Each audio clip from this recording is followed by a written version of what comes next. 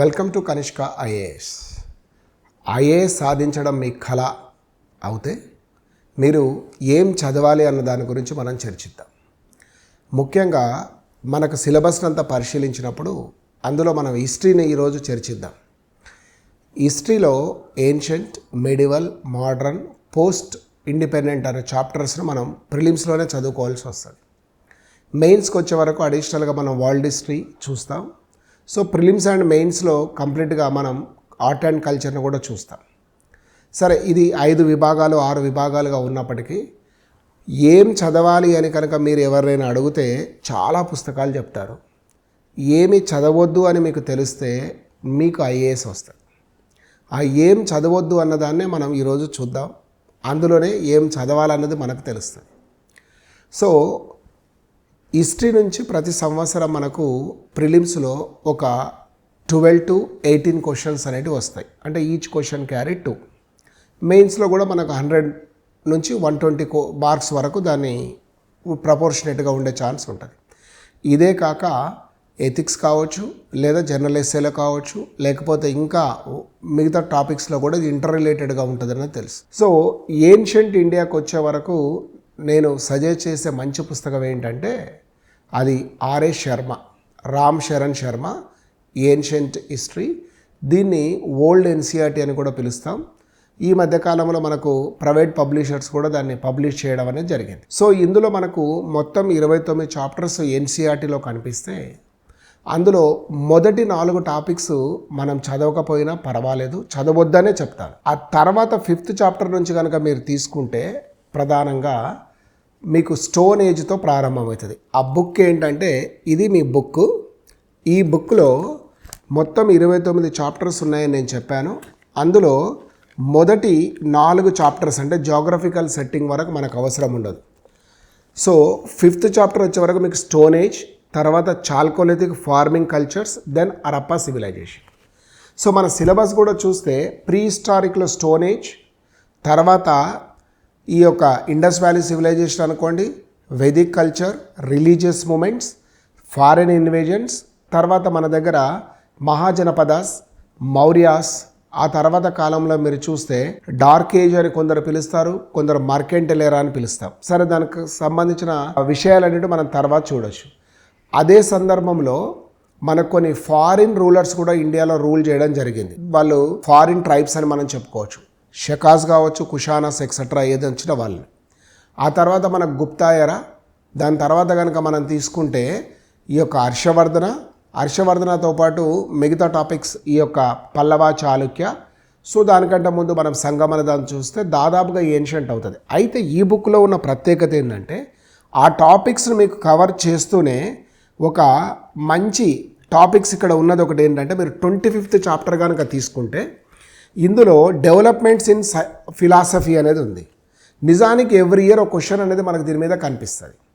మీకు ఈ development of దీని మీద మనం చెప్తాం కదా, షడ్దర్శనాలు అనేటివి కానీ, సాంఖ్య, యోగా, న్యాయ, వైశేషిక, మీమాంస, వేదాంత, మెటీరియలిజ్ లైఫ్, ఇవన్నీ కూడా మనకి ఈ ఫిలాసఫీ. ఇది కేవలం మనకు ప్రిలిమ్స్లో మాత్రమే కాక జనరల్ స్టడీస్లో, మెయిన్స్లో కూడా మీకు జనరల్ ఎస్సేలో కానీ లేదా ఎథిక్స్లో కానీ ఎక్కడో దగ్గర ఉపయోగపడే అవకాశం ఉన్న చాప్టర్ ఏంటంటే 25th. చాలా వరకు మనం ఏం చేస్తామంటే ఆ మొదటి 24 టాపిక్స్ చదివేసి ఇక అయిపోయింది అనుకోకుండా 25 కూడా చదవండి. 26వ దానికి వచ్చే వరకు ఏంటంటే మీరు ఇక్కడ చూడండి, Indians cultural contacts with the Asian countries అన్న. సో ఇతర దేశాలతో ఎట్లా ఉంది ఈరోజు కనుక మనం చూస్తే సౌత్ ఈస్ట్ ఏషియా కావచ్చు, జపాన్ కావచ్చు, చైనా కావచ్చు, బుద్ధిజం కనిపిస్తూ ఉంటుంది. మీరు రీసెంట్గా న్యూస్ పేపర్లో కూడా చూస్తే గవర్నమెంట్ ఆఫ్ ఇండియా ఒక ఈ బుద్ధిస్ట్ సంబంధించిన కొన్ని రిలీక్స్ అనేవి అమ్మొద్దు, బ్రోక్ చేయొద్దు, దానికి సంబంధించి చూస్తాం. సో ఇట్లా ఈ పాయింట్ ఆఫ్ వ్యూలో మనం ఇవి చూడాల్సి వస్తుంది. తర్వాత ట్రాన్స్ఫర్మేషన్ ఆఫ్ ఏన్షియంట్ ఫేస్. యాక్చువల్గా చరిత్రను మనం చదివేదే సొసైటీ కానీ, ఎకానమీ కానీ, లేదా పొలిటికల్ చేంజెస్ కానీ, కల్చరల్ ఎవల్యూషన్స్ కానీ ఎట్లా జరిగిన ట్రాన్స్ఫర్మేషన్ ఎట్లా జరుగుతుంది అన్నది. నిజానికి మనం ఎక్కడ స్టార్ట్ అయ్యాము, ఎక్కడ ఎండ్ అయ్యామన్నది చూస్తే స్నేక్ చామర్స్ నుంచి షార్ట్ లైట్ మేకర్స్ దాకా వచ్చాం. ఇదంతా ట్రాన్స్ఫర్మేషన్. బట్ ఏన్షియంట్లో ఏం ట్రాన్స్ఫర్మేషన్ ఉంది?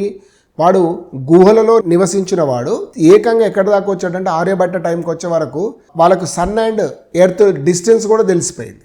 ఇయర్లీ 365 డేస్ ఉందంత సైంటిఫిక్ నాలెడ్జ్ డెవలప్ అయింది. ఇవన్నీ ట్రాన్స్ఫర్మేషన్స్లో మనం చూడాలి. తర్వాత ఇదే చాప్టర్లో మీరు చూస్తే నెక్స్ట్ చాప్టర్ చూస్తే కనుక సీక్వెన్స్ ఆఫ్ సోషల్ చేంజెస్ ఒకటి కనిపిస్తుంది. నెక్స్ట్ది వచ్చే వరకు legacy of science and civilization, అంటే ఇది 29.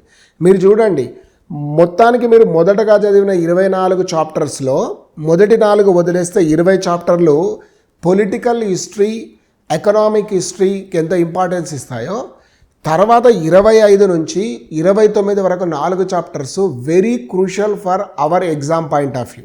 అంటే ముందువి కాదా అని కాదు, ముందువి మీకు అర్థమైతేనే ఇది అర్థమవుతుంది. వేదిక్ కల్చర్ గురించి మీకు బాగా అర్థమైన తర్వాతనే ఈ ఫిలాసఫీ అనేది మనకు సులభంగా అర్థం చేసుకునే అవకాశం పెరుగుతుంది.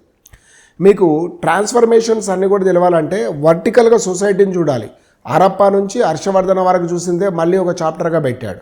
సైన్స్ అండ్ టెక్నాలజీ డెవలప్మెంట్ ఏం జరిగింది ఎప్పుడు అనుకుంటే, ఎగ్జాంపుల్ బ్రిక్స్ మేకింగ్ కావచ్చు, వెయిట్స్ అండ్ మెజర్మెంట్స్ కావచ్చు, యూనిఫామిటీ ఉండేది ఎక్కడ మనకు హరప్పా పీరియడ్లో, అవి ఇప్పటికి కూడా వాడుతున్నాం. సో అవే డెవలప్మెంట్లో భాగంగా చూసినప్పుడు మనకు ఆర్యభట్ట కావచ్చు, వరాహమీర కావచ్చు, తర్వాత బ్రహ్మగుప్త కావచ్చు, లేకపోతే చరక మొదలైన వాళ్ళ సైంటిఫిక్ డెవలప్మెంట్స్ అని కూడా మనకి ఇందులో కనిపిస్తాయి. సో ఈ పుస్తకం అనేది మన ఎగ్జామ్కి, అది సివిల్ సర్వీస్ కావచ్చు, గ్రూప్ 1 కావచ్చు, గ్రూప్ 2 కావచ్చు, లేదా ఈవెన్ స్టాఫ్ సెలక్షన్ కమిషన్ వంటివి, లేదా జీకే బేస్డ్ క్వశ్చన్స్ రాయడానికి కూడా ఈ పుస్తకం అనేది మీకు బాగా యూస్ఫుల్గా ఉంటుంది. కాబట్టి మీరు ఏం చదవాలి అన్నప్పుడు ఈ పుస్తకం చెప్తున్నారు.